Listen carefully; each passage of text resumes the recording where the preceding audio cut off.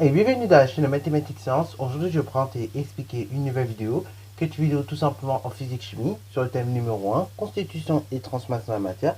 Et dans cette vidéo-là, nous allons notamment parler de transfert d'énergie. Ok. Alors donc ici, on va aborder les transferts d'énergie, alors pas de façon globale, mais notamment ici au niveau des réactions, ok, au niveau des différentes transformations de la matière.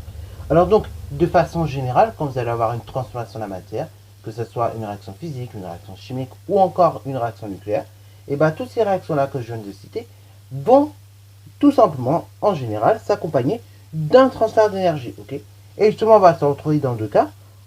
Ça peut être des réactions dans lesquelles on a des transferts d'énergie du système vers le milieu extérieur, ou encore des réactions dans lesquelles on a des transferts d'énergie du milieu extérieur vers le système. Ok. Donc on va voir justement un petit peu ces deux cas-là et voir un petit peu quelques exemples de ça. Ok.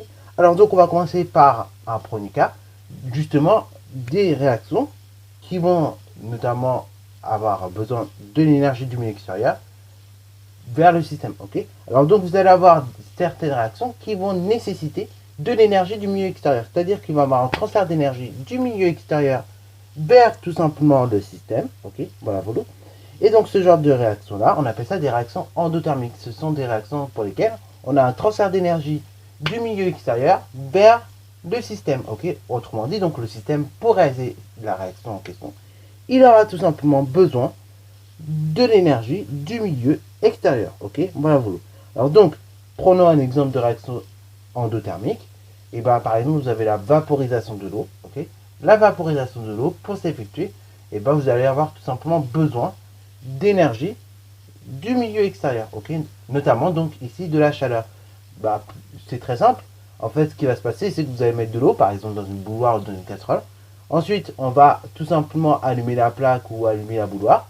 De là, il va se mettre à produire de l'énergie, ok, pop, pop, pop, pop, pop, pop, pop. Cette énergie qui est produite donc par le milieu extérieur, en quelque sorte, par la plaque ou bien par la bouilloire, va permettre à l'eau de chauffer.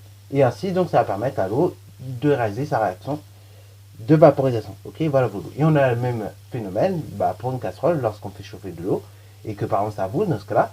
Et dans ce cas, ce qui se passe, c'est que tout simplement on allume la plaque, ok, on met de l'eau dans la casserole, ok. Cette eau, du fait de la chaleur qui est produite par la plaque, va se mettre à chauffer et dans ce cas-là, il va même avoir ébullition ou vaporisation. Ok, voilà, voilà.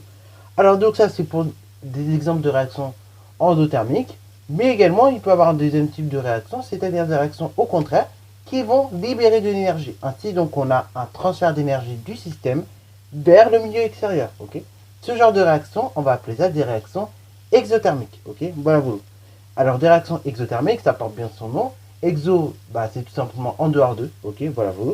Et thermique, c'est tout simplement en gros, c'est lié à la chaleur. Ok. Donc des réactions qui vont tout simplement faire que la chaleur va partir du système vers le milieu extérieur. Ok, voilà, voilà.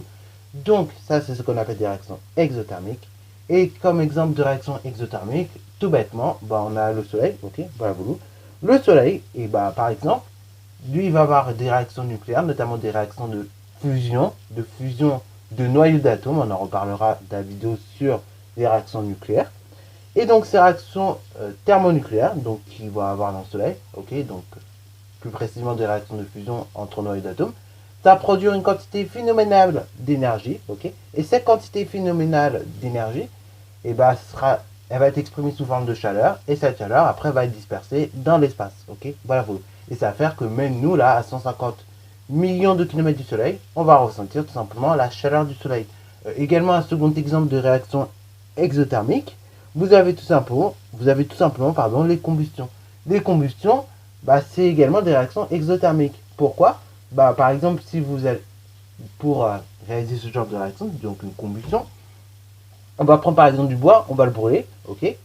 Bon, vous allez me dire, d'accord, on prend le bois, on le brûle. Et après, dans ce cas-là, ça fait une transformation chimique, donc une combustion.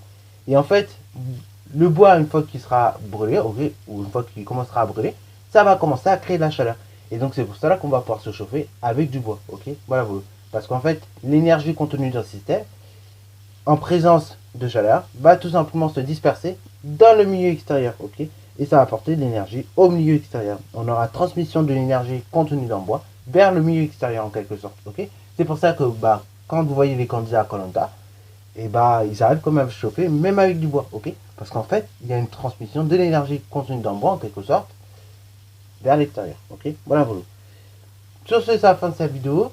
Donc, j'espère qu'elle t'a plu. Si c'est le cas, n'hésite d'ailleurs pas à la like, commenter et bonne reste à toi en mathématiques et en sciences.